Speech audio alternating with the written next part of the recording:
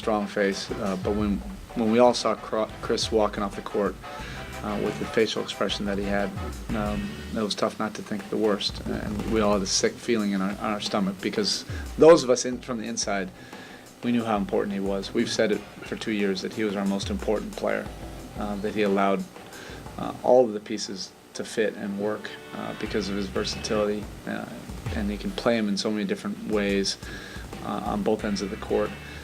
Also for 2 years, whenever he was out, we couldn't win. He was that important. Anybody else we could replace for a couple of games. With him, it just didn't work. So, that was a tough period, and we just, that night, decided, okay, let's just find a way. There's no excuses. This is what this season's all about. We'll have to use the versatility and the unconventionality of our roster to find a different way until he can hopefully come back. And that's what the guys did. Everybody stepped up, and a lot of guys had to change their roles. LeBron had to play a lot more at the 4. Shane Battier had to play a lot more at the 4. Dwayne had to play at 3 different positions. Our bigs, had to play a 3-headed center monster, position.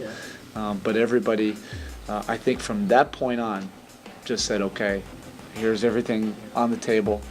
I'll do whatever it takes, whatever my role may be. Did you feel the pressure? Because ultimately, that was the ultimate test for you, to adjust mid-playoffs and find something different. And LeBron himself commended you for that you made amazing adjustments throughout the whole absence of Chris.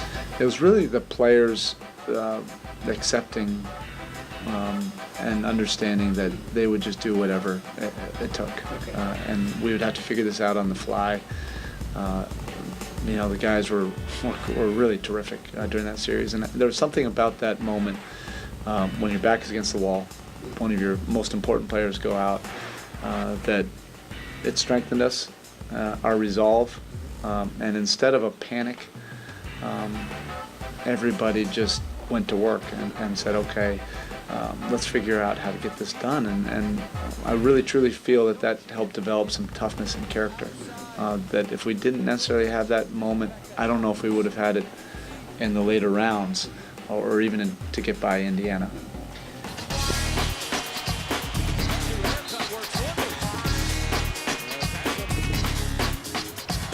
The change of game plan worked, and the Heat would put away the Pacers in 6 games, then headed to the conference finals, where they would again face their nemesis, the Boston Celtics. Still without Bosh, the Heat would face elimination in Game 6 in Boston. That's when LeBron unleashed one of the greatest individual performances in playoff history, as the Heat forced a Game 7 back home. Boston could not recover after that, and the Heat advanced to the finals. Throws the foul, it's good! Back and those shots will go. Sets up for another 3, and knocks it down! The championship round featured a marquee matchup between 2 of the NBA's best players to date, LeBron James and Oklahoma City's scoring machine, Kevin Durant. James double pumps his bank shot of beauty.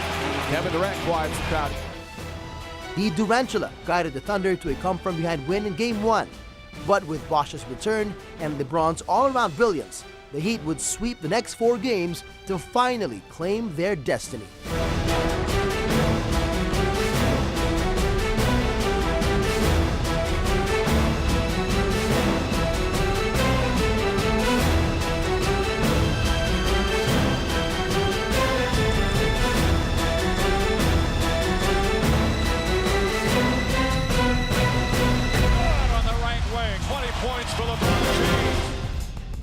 Now that it's over, how did you feel that people were commending you this time around? Everybody wanted your head after a losing streak last year, right? But now they're like, hey, Eric did an excellent job beating Scottie Brooks. Well, one, I never trusted, when it goes either way.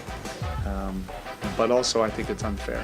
I think it's unfair to Scott Brooks, who I think is an excellent coach. He's done a tremendous job with that young team. I remember when he took over and they won 3 games, and that was only 4 years ago. Yeah, and to take that young team so quickly, every year they've improved, and then get to the finals, and they're as competitive and tough, and they play as hard as any team we've played against. I thought it was unfair. But for us to be able to go through things together, and for our players and our staff, to understand the world we live in. I think those are special moments for us in terms of just being able to focus on the job and task at hand. And when somebody was being criticized, we didn't let it affect our opinions of the player or the coach or whoever. We were able to just stay together, and I think that kind of made our circle a little bit tighter. Tell us what this title means for you and your family after all that you've been through in your career. Yeah, it was a special moment. You know, my dad was here. We were able to hold the trophy together. This brotherhood, they can't ever take it away from us. 25 years from now, we're going to be coming back together in this semicircle and talking about this journey. 35 years ago, we were watching every single Blazer game from when I was a little kid, growing up through high school, and always talking basketball. He was never part of a championship team, and I know he always wanted to be a part of one. You know, I think he really felt a part of this, and those are moments you just can't script. You can't buy those moments. Those moments are things that just happen, and they'll stay with you the rest of your life. You know, when we were able to hold that trophy together, it was an amazing moment. Have you spoken to your mom? Oh yeah. I'm sure you did. Yeah. How did she? Oh, she loved it. Yeah, she was going crazy. You know, I had a lot of family out here, even from the Philippines. Yeah, you flew them in, yeah. Yeah, my mother was struggling really from the stress level. We were represented by the rest of the Spoelstra and Salino family, and I'll see her and the rest of my family in Portland next week. You know, I don't know if he's told you this, but this is what your dad told me.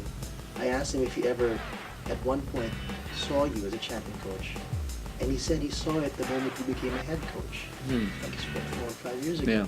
How do you react to something like that? Yeah, he never told me that. I think it was a surprise for my entire family when I told them how many ever years ago that I wanted to get into coaching. They knew that I was very passionate about the game of basketball.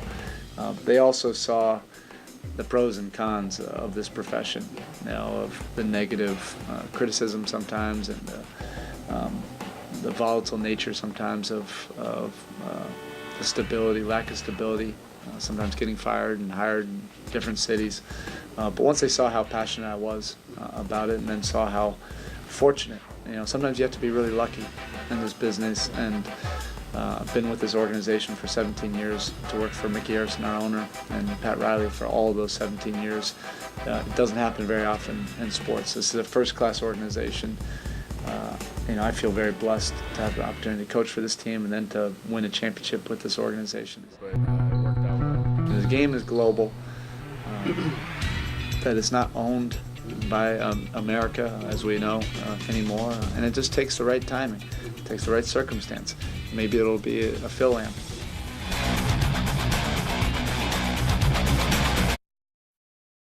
It can be called a fairy tale.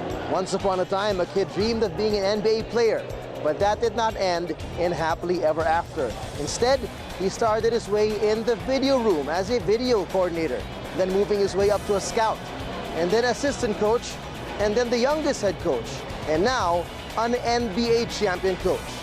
What's that moment that you told them you wanted to really target coaching in the video room? In college. In college? Yeah, but I thought I wanted to be A player. You know, I thought that There for was sure. even thoughts of the PBA, right? Oh, yeah. There was an option. Yeah. Uh-huh. You know, right after college, it's probably one of my few regrets in life that I didn't actually go over there and play. But I wanted to be a high school coach or a coach in college when I was in my early 20s. Well, what's the journey been like? From the video dungeon room to the scout to the assistant to head coach, now NBA champion. Looking back at 17 years of your career. Like I said, you have to be lucky. I feel very blessed, fortunate to be in this situation.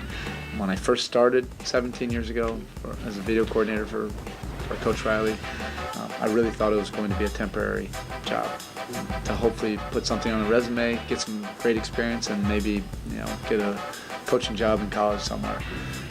But they didn't get rid of me over the years, and as people left, they had enough trust in me to continue to promote me.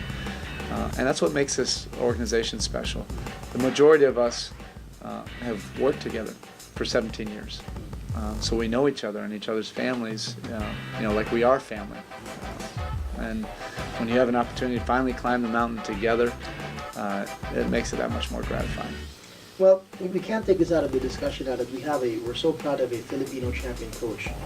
I asked you this before, and I don't know what you have in mind now, but what will it take finally to see a Filipino in the NBA? I think right now you can't say that it won't happen.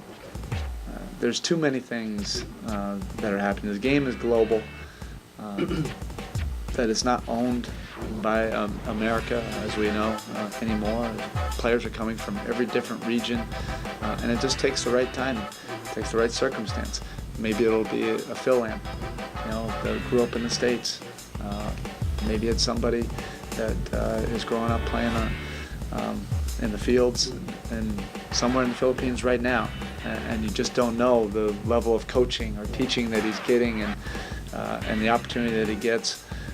Why not dream about it? There's been players that have come from everywhere else, and 25 years ago, somebody said that there was a Filipino-American head coach of an NBA champion team. I think they probably would have looked at you cross-eyed. Well, lastly, your message to your Filipino fans, huh? Well, thank you so much for the support. And the support even before we won it, and hopefully we do gain some new fans now, but the love and response that we got when I took my staff over the last 3 years, every year, was incredible. I'm proud to be Filipino, and I hope that this opens more doors, or at least more eyes open here in America, back in the Philippines. That dreams can come true. It doesn't matter your skin color or where you're from. Just need the right opportunity and the right group of people for it to happen. Awesome. Are we going to see this again next year? I hope so. We think we have a great opportunity to compete for years, but we're not making any predictions like we have before. Okay? Yeah. All right.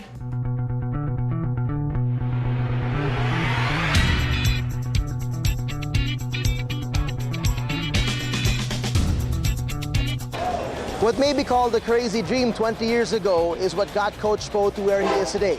Coach Spo has always been the goal-getter, and sometimes to his critics he may be called corny with his cliches of living in the moment and never letting go of the rope. But it has been those last 2 hard years for Coach Spo that he has never let go of that rope, and he is now definitely living in the moment as our very own Phil Am NBA champion coach. Thank you for joining us on ANC Presents. I'm TJ Manoto.